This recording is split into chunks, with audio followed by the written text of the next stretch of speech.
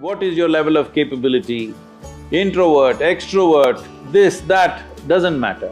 Do you have the courage and commitment to make the possibility into your reality? If you're absolutely devoted to that you're doing right now, depending upon various aspects, things will unfold.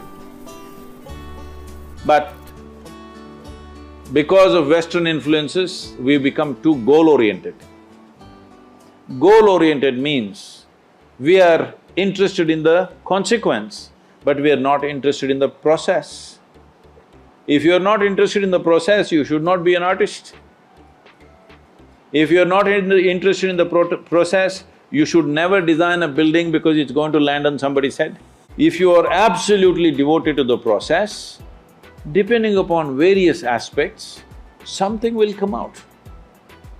But now we are interested in the consequence, not in the process.